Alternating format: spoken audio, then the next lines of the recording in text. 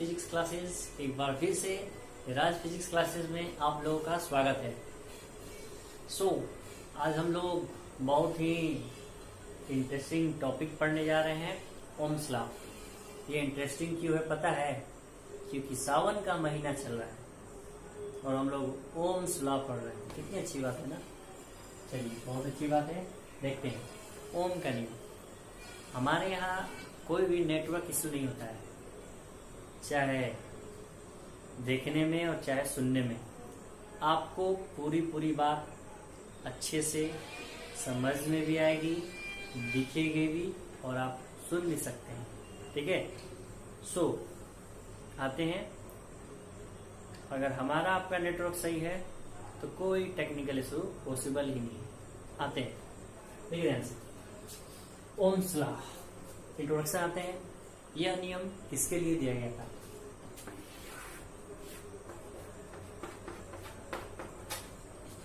यह नियम George Simon ओम के द्वारा 1827 ईस्वी में दिया गया था। इन 1827 George Simon gave a law which is related to relationship among potential difference, electric current and resistance। यानी 1827 ईस्वी में जॉर्ज साइमन ओम ने क्या किया? पोटेंशियल डिफरेंस, इलेक्ट्रिक करंट और इलेक्ट्रिक रेसिस्टेंस के संदर्भ में एक नियम दिया, जिसे हम क्या कहते हैं? ओम का नियम कहते हैं। क्या बोलते हैं? ओम का नियम। ठीक है। तो ओम का नियम क्या होता है? अब ये था इंट्रोडक्शन। ठीक है, ये क्या था? इंट्रोडक्शन। अब आते हैं, अभी तो पूरी पिक्चर ही बात है, ये अभी ट्रेलर था। अब आते हैं, ठीक है। एक इसमें टर्म आएगा फिजिकल स्टेट। फिजिकल स्टेट का मतलब आप लोग समझते हैं? बोलिए, फिजिकल स्टेट का मतलब आप समझते हैं? नहीं तो समझिए। फिजिकल स्टेट कहने का मतलब आपका हो गया टेम्परेचर। ठीक है, टेम्परेचर, डेंसिटी, वॉल्यूम, ठीक है, प्रेशर। बड़ी प्रेशर है आजकल ना, पढ़ाई का टेंशन है, ऑनलाइन क्लास का टेंशन। ठीक है। तो देखिए, फिजिकल स्टेट कहने का मतलब टेम्परेचर, डेंसिटी, वॉल्यूम और प्रेशर, ये हुआ।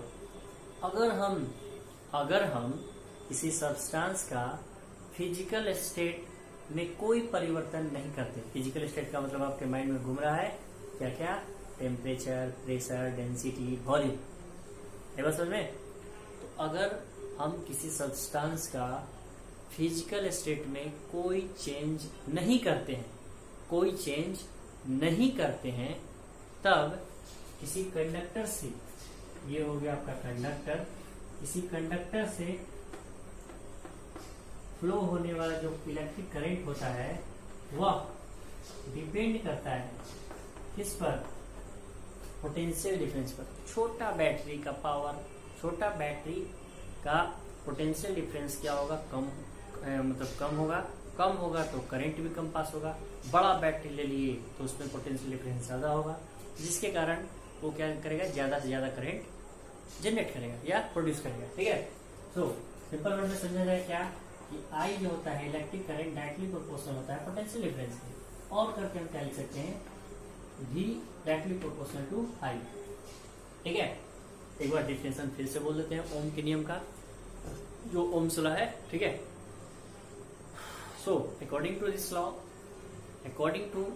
This law it state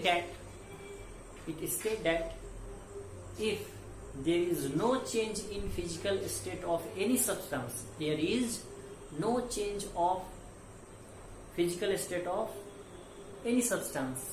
then electric current passes through a conductor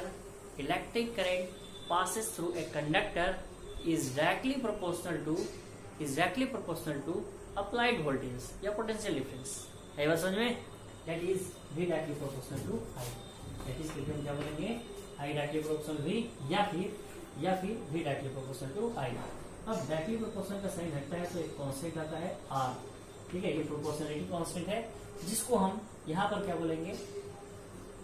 जिसको हम यहाँ पर क्या बोलेंगे, इलेक्ट्रिक रेसिस्टेंस। ठीक है, ये क्या है, आर क्या है, proportionality constant which is also known as electric resistance और रेसिस्टेंस। ठीक है, चलिए अच्छी बात है, समझ में आ गई। अब इसको हम चाहे तो चेंज कर सकते हैं, आर के रूप में लिखना चाहते हैं तो आर बराबर डी बाई आई, अगर आई के रूप में लिखना चाहते हैं तो वी बाई आर, और वी के रूप में लिखना चाहते हैं तो आई आर। एक बात समझ में, थैंक यू।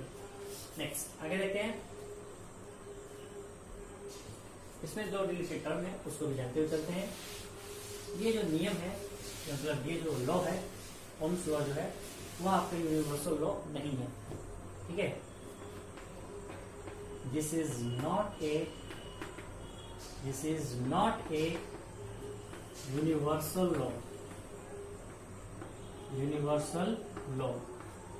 ठीक है, ये आपका यूनिवर्सल लॉ नहीं है। कहने का मतलब क्या हुआ, यूनिवर्सल लॉ कहने का मतलब वो फिजिकल स्टेट पर डिपेंड नहीं करता है, किसी की बाप की भी नहीं सुनता है। यही बात समझ में, मतलब ये टेम्परेचर, प्रेशर, कितना भी दबाव बना लीजिए, आग में झोंक दीजिए, ठीक है, डेंसिटी कर दीजिए, इसका वॉल्यूम बढ़ा दीजिए, कोई असर नहीं पड़ने वाला है अगर ये यूनिवर्सल लॉ है तो। जैसे ग्रेविटेशनल फोर्स दो बॉडी के बीच में या दो मास के बीच में क्या होता है, एक लगने वाला अट्रैक्शन फोर्स होता है। ठीक है, जो जिसको किसी का डर नहीं है, भगवान भोलेनाथ है वो।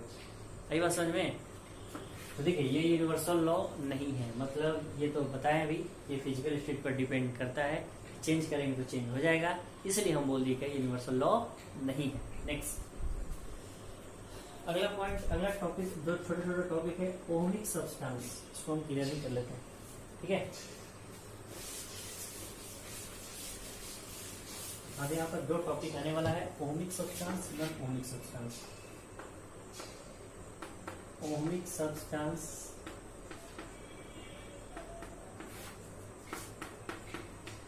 Non ohmic substance.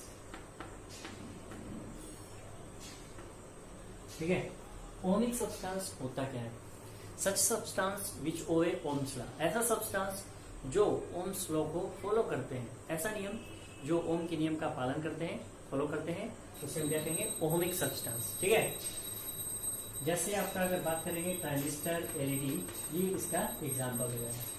Non ohmic substance का बात करेंगे, समझ ही गए होंगे, जिसको हम क्या कहते हैं, जो ओम के नियम का पालन नहीं करता है, which does not obey Ohm's law, जो ओम के नियम का पालन नहीं करता है उसे हम क्या कहते हैं, ओम्स लॉ। ठीक है, सो इसका एग्जाम्पल अगर बोलेंगे तो गैस बोल सकते हैं, क्या बोलेंगे, गैस। ठीक है, नेक्स्ट अगर हम ग्राफ प्लॉट करें, या एग्जाम में भी आता है ग्राफ प्लॉट करने के लिए, तो ग्राफ कैसे प्लॉट कर सकते हैं, तो ध्यान से देखिए, ये हम ले लिए X axis, Y axis. X axis पर हम प्लॉट कर देते हैं इलेक्ट्रिक करंट को, और वाई एक्सिस पर प्लॉट कर देते हैं पोटेंशियल डिफरेंस को। ठीक है, ये आपका जीरो हो गया। इसका जो ग्राफ होता है ओहमिक सब्सटेंस का, एज ए स्ट्रेट लाइन। ठीक है, इसका रिप्रेजेंटेशन जो करेंगे स्ट्रेट लाइन के द्वारा किया जाता है, स्ट्रेट लाइन के द्वारा। याद रखेंगे, ऑब्जेक्टिव में पूछता है कि ओहमिक सब्सटेंस, ये straight line, graph of straight line represent ohmic substance, non ohmic substance, none of this, तो क्या बोलेंगे, ओहमिक सब्सटेंस। ठीक है, अगर हम इसमें बात करेंगे, थीटा एंगल है, ठीक है, तो हम tan थीटा बराबर क्या लिख सकते हैं, tan थीटा बराबर हम लोग क्या लिख सकते हैं, perpendicular by base, D by I, या फिर हम बताएं अभी तुरंत कि अगर आर के रूप में लिखें तो डी बाई आर लिखते हैं ना, सॉरी,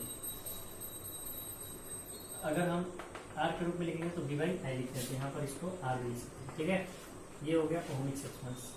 नॉन ओहमिक सब्सटेंस का ग्राफ अगर बात करेंगे, इसका जो ग्राफ बनेगा वो आपका इंक्रीजिंग वाला बन जाएगा। यहाँ हो गया पोटेंशियल डिफरेंस ऊपर की ओर, ठीक है, वाई एक्सिस की ओर, और ये हो गया जीरो, ये हो गया आपका आई। इलेक्ट्रिक करंट को हम एक्स एक्सिस पर प्लॉट करते हैं, इसको वाई एक्सिस पर। ठीक है, इसका एग्जाम्पल होता है, ये गैस होता है। ठीक है, नेक्स्ट अगला जो टॉपिक है वो आपका है इलेक्ट्रिक रेजिस्टेंस, जो बार बार आपका आ रहा है, आर। डी के बारे में जान चुके हैं, पोटेंशियल डिफरेंस, इलेक्ट्रिक पोटेंशियल। ठीक है, आई के बारे में आप लोग जानते हैं, क्या आई के बारे में आप जानते हैं, इलेक्ट्रिक करंट। ठीक है, इसके बारे में पढ़ चुके हैं। अब हम लोग पढ़ेंगे इलेक्ट्रिक रेजिस्टेंस होता क्या है। इलेक्ट्रिक रेजिस्टेंस के बारे में जानते हैं, देखते हैं। बहुत दिन बाद हम लोग है ना, चलिए कोई बात नहीं। वैसे YouTube पर हम बहुत दिनों बाद आए हैं, लेकिन जो हमारे पर्सनल स्टूडेंट हैं उनसे हम प्रतिदिन इंटरेक्ट होते हैं जूम ऐप के द्वारा। जूम ऐप के द्वारा हम लोग प्रतिदिन क्लास कर रहे हैं, ठीक है, और उस पर बहुत सारे न्यूमेरिकल भी सॉल्व हो रहे हैं। ऐसा मत समझिए कि यूट्यूब पर हम बहुत दिन बाद आए, यूट्यूब पर तो आए हैं लेकिन अपने स्टूडेंट से प्रतिदिन हम जुड़े रहते हैं। तो कांटेक्ट करें, अगर आप लोग हमसे पर्सनल क्लास करना चाहते हैं तो आप हमें कांटेक्ट कर सकते हैं। हमारा कांटेक्ट नंबर है 9122999929, ठीक है, आप हमसे कांटेक्ट कर सकते हैं। इसमें आपको पर्सनल डाउट्स या न्यूमेरिकल क्लास सॉल्व कराए जाते हैं। नेक्स्ट आते हैं हम हम बताया कभी इलेक्ट्रिक रेजिस्टेंस। इलेक्ट्रिक रेजिस्टेंस होता क्या है? इलेक्ट्रिक रेजिस्टेंस, इसको कैपिटल आर का नोट करते हैं। तो ये आपका क्या है? एक प्रॉपर्टीज है। क्या है? प्रॉपर्टीज है किसी सब्सटेंस का, ठीक है। दो चीज होता है, एक रेजिस्टर होता है, ठीक है। रेजिस्टर एक आपका डिवाइस है जिसको हम छू सकते हैं, और रेजिस्टेंस क्या है? इसका प्रॉपर्टी है। जैसे हम बोलेंगे ईमानदार व्यक्ति, जैसे गांधी जी हो गए, और उनका प्रॉपर्टी क्या था कि वो ईमानदार थे। ईमानदार उनका प्रॉपर्टी हो गया, ठीक है, ईमानदारी उनकी प्रॉपर्टी हो गई, एडजेक्टिव हो गया, और ये इसके लिए क्या होगा? नाउन, जिसको हम छू सकते हैं, ठीक है। तो देखिए ध्यान से, तो इलेक्ट्रिक रेजिस्टेंस होता क्या है? तो यह एक प्रॉपर्टी है किसी सब्सटेंस का, ठीक है, जो क्या करता है? इलेक्ट्रिक करंट के फ्लो को रेसिस्ट करता है। इसके नाम में छिपा हुआ है रेसिस्ट। ये क्या करता है? रेसिस्ट करता है। रेसिस्ट मतलब रोकता है। जैसे अगर हम बात करेंगे ब्रेकर क्यों लगाया जाता है? अब देखिएगा, ब्रेकर क्यों लगाया जाता है? ब्रेकर क्यों लगाए जाते हैं? ब्रेकर क्यों लगाए जाते हैं बताइए? ब्रेकर इसलिए लगाया जाता है ताकि आपकी स्पीड को कम किया जा सकते हैं। यहाँ पर आपका 50 किलोमीटर प्रति घंटा है, तो इस ब्रेकर पार करेगा तो लगभग 10 किलोमीटर प्रति घंटा हो जाएगा, यानी आपकी स्पीड को कम कर दिया। ठीक वैसे ही इलेक्ट्रिक रेजिस्टेंस क्या करता है? करंट के फ्लो को क्या करता है? रोक देता है। क्या करता है? रोक देता है, ठीक है। जैसे कोई सड़क है और उबड़ खाबड़ आ गया रोड, तो यहाँ पर तो रुकना ही पड़ेगा, यहाँ पर तो रुकना ही पड़ेगा, ठीक है। तो ये क्या करता है? It opposes the flow of electric current. It opposes the flow of electric current. तो अच्छे से बोलेंगे तो electric resistance is a property of a substance by virtue of which it opposes the flow of electric current. आई बात समझ में? चलिए, ये हो गया इलेक्ट्रिक रेजिस्टेंस के बारे में। इलेक्ट्रिक रेजिस्टेंस होता क्या है? यह एक प्रॉपर्टी है किसी सब्सटेंस का जिसके द्वारा ये क्या करता है? इलेक्ट्रिक करंट के फ्लो को रोकता है, उसका विरोध करता है, ठीक है। नेक्स्ट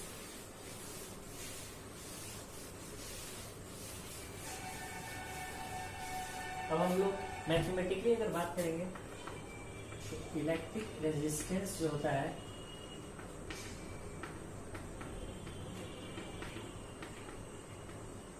वास्तव में पोटेंशियल डिफरेंस और इलेक्ट्रिक करंट के रेशियो के बराबर होता है। तो मैथमेटिकली बोल देंगे ये इतने के बराबर, ठीक है। तो R बराबर क्या हो जाएगा? V by I. इस डिनोटेड बाई, इसको कैसे हम डिनोट करते हैं? डिनोटेड बाई हम लोग क्या बोलेंगे? कैपिटल R के द्वारा, ठीक है। इसका जो सिंबल होता है, सिंबल जो होता है इसका इस प्रकार से होता है, याद रखिएगा, ऊपर से स्टार्ट होता है और नीचे से खत्म होता है। तो ये आपका क्लासिकल रिप्रेजेंटेशन है एक रेजिस्टेंस को दिखाने का। मॉडर्न जो तकनीक है वो आपका इस प्रकार से हो चुका है, ठीक है।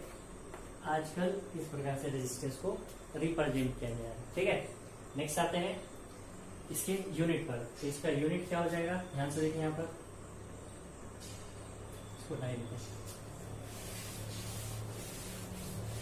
तो आप नोट डाउन कर सकते हैं। वीडियो को पॉज करते करते या रिवर्स जाकर दोबारा सुन सकते हैं। ठीक है, चलिए नेक्स्ट।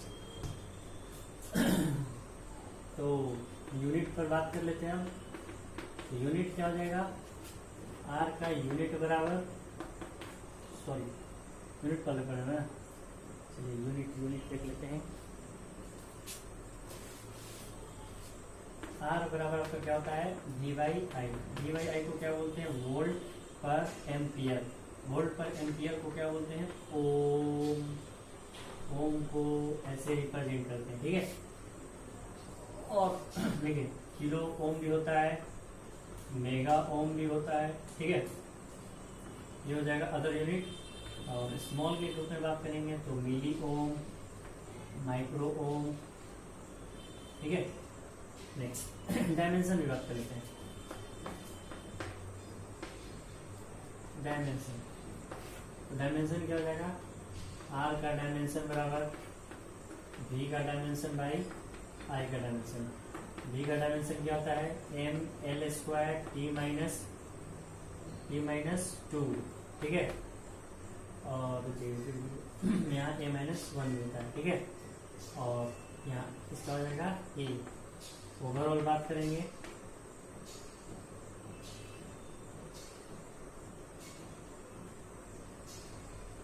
एक मिनट, ठीक है। वी का होता है क्या, W by Q, A T, यहाँ माइनस थ्री होता है,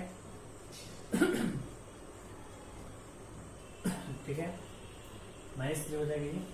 अब ओवरऑल बात करेंगे तो ये हो जाएगा M L square T minus three A minus two, ठीक है। ये हो जाएगा आर का डायमेंशन, आर का डायमेंशन। है समझ में? चलिए बहुत अच्छा, आप लोग अच्छे से समझे, वीडियो को पूरा देखिए, इसके लिए बहुत बहुत थैंक यू, बहुत बहुत धन्यवाद, ठीक है। सो मिलते हैं अगले लेक्चर में नए टॉपिक के साथ, ठीक है। तब तक के लिए घर पर रहिए, सुरक्षित रहिए, और हाँ वीडियो को शेयर और सब्सक्राइब करना ना भूलें, ठीक है, ताकि ज्यादा से ज्यादा लोग जुड़े। अच्छा लगे तभी करें ऐसा, अन्यथा नहीं। Thank you.